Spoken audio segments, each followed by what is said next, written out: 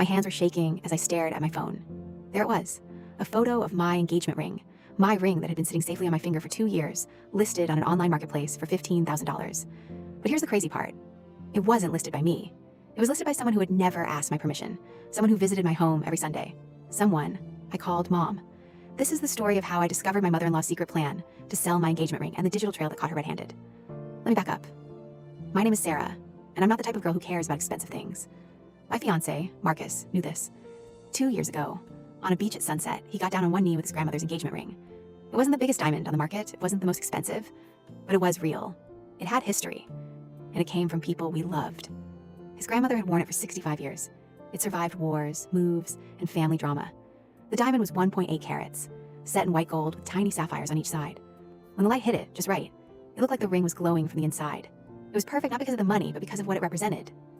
The first person Marcus's mother, Linda, wanted to see the ring was Linda. She came over that evening, wearing her favorite red dress with wine and flowers. She looked at the ring for a long time. "It's beautiful," she said, smiling, "just like Marcus's grandmother." I felt safe. I felt like family. I had no idea what would happen next. Looking back, there were little moments I didn't pay attention to. Linda had mentioned money problems a few times. Small things. Her car needed repair, medical bills. She was handling her divorce, and apparently, her ex-husband wasn't making payments for his half of the house. Nothing too unusual. Happens to families all the time. Then there was that time she asked to see the ring again. She took a lot of photos. Close-up photos. Photos of the diamond at different angles. Photos of the side with the sapphires. At the time, I thought maybe she wanted to remember it for her own jewelry collection. She loved vintage pieces. "You should insure this," she said one day while looking at the photos on her phone. "Something this valuable needs protection." I nodded. She was right. Marcus and I had been meaning to do that. Then, 3 weeks before everything fell apart, I noticed something small. Linda was on her phone more than usual. At dinner, she'd pull it out, type something quickly, then put it away.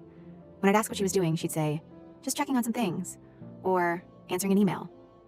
This was the woman who usually complained about technology, who asked me for help turning off her iPad, who said she hated social media. Why was she suddenly glued to her phone? It started with a Google alert. I had set up a Google alert months ago for the term sapphire engagement ring, white gold, 1.8 carat. Basically, I wanted to track jewelry similar to mine, just out of curiosity. You know how it is when you love something? You want to see what else exists like it. One Tuesday morning, I got an alert. A new listing had popped up on Jewelry Haven, one of the biggest online marketplace platforms for pre-owned jewelry. The listing was for a vintage white gold sapphire ring, 1.8 carat diamond, excellent condition. The price was $15,000. I clicked on it. My heart stopped. The photos were exactly like the photos Linda had taken. Not similar, not the same angle, the exact same photos, same lighting, same background, same everything. But that wasn't the scariest part. In one of the photos, you could see my hand in the picture. You could see my finger. And at the bottom of the photo, barely visible in the background, you could see my bedroom wall. The wall with a specific framed picture Marcus gave me. This wasn't a coincidence. This was my ring. My hand started shaking. I screenshotted everything. I called Marcus. "Babe, you need to come home right now. Like, right now."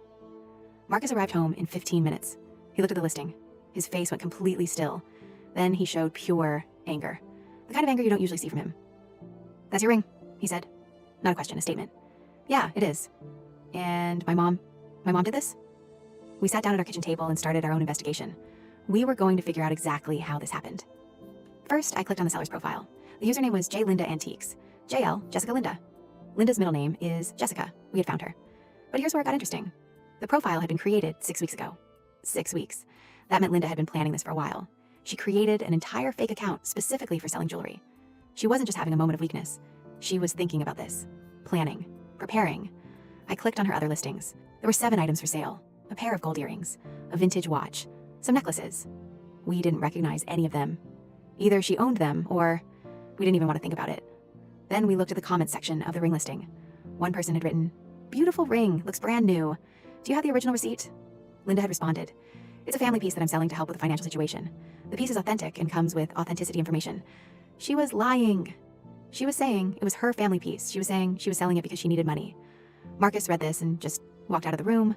Over the next few hours, we documented everything. We weren't going to confront Linda without hard evidence. We learned that much from crime shows. First, we checked the listing date and time. It was posted exactly 17 minutes after Linda left her house, the last time she visited. 17 minutes. Then, we scrolled through the photos one more time. We took note of every identifiable detail. The photograph with my hand visible. The photo with my bedroom background. The specific way the ring was positioned, a way Marcus had shown her how to pose it. The background paper, it was paper from my printer that I had given Linda. We checked Linda's email address associated with the account. It was an email we had never seen before, jessica.l.antiques@emailprovider.com. But when we looked at the payment methods connected to the account, it was linked to a bank account ending in the same 4 digits as Linda's bank account. She wasn't even trying to hide it that well. We also found something else disturbing.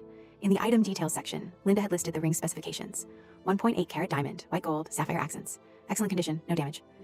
She had written exactly the information about our ring. Not guessed, not made up, known facts. Because she had held it, she had touched it, she had lived with that information. The most damaging piece of evidence was the delivery address for where the ring would be shipped once sold. Linda had put down her own address as the pickup location. She was going to keep the money and send the ring to a buyer once she received payment. Marcus wanted to call her immediately. I wanted to wait, let her dig herself deeper, let her list more items, build an even bigger case. But Marcus was done waiting.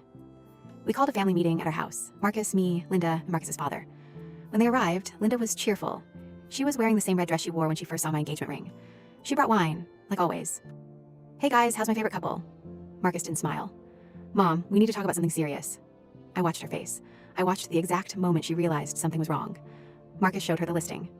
I have never seen someone's face change so fast. She went from happy to confused to shocked to angry in like 3 seconds.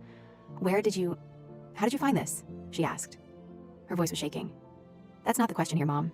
The question is, why is my fiancé's engagement ring being sold on the internet without her permission?" Linda looked at Marcus's father.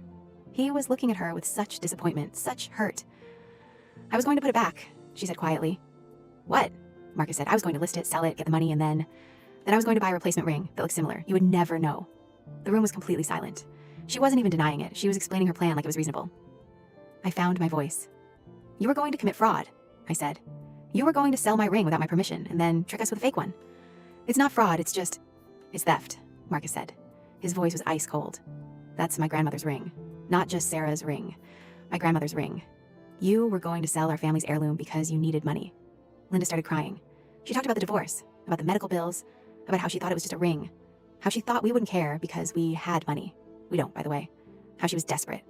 None of it changed what she had done. Marcus's father told her to leave. He said he couldn't even look at her right now. The next morning, I checked the listing. It was gone. Deleted completely. Linda had taken it down in the middle of the night. We contacted the Jewelry Haven customer service team. We explained the situation. We showed them the evidence. They had a record of the listing and all the details.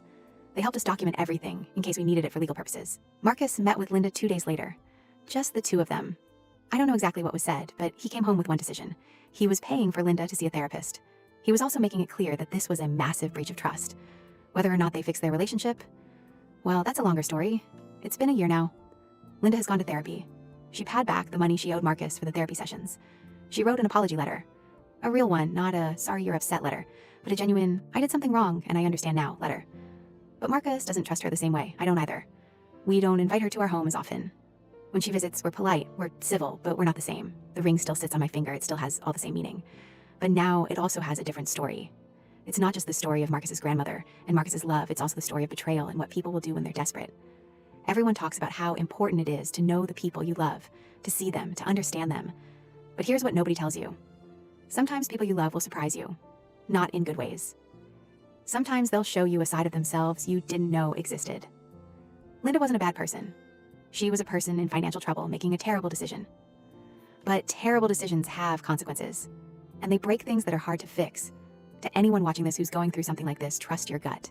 If something feels off, it probably is. Linda's little phone obsession, her extra interest in the ring, the strange questions.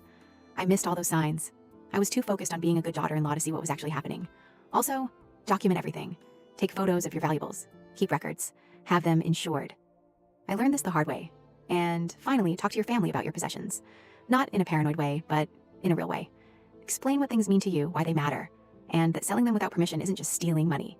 It's stealing memories, history, and trust. The ring is still here, still beautiful, still glowing. But it taught me something that cost a lot more than $15,000.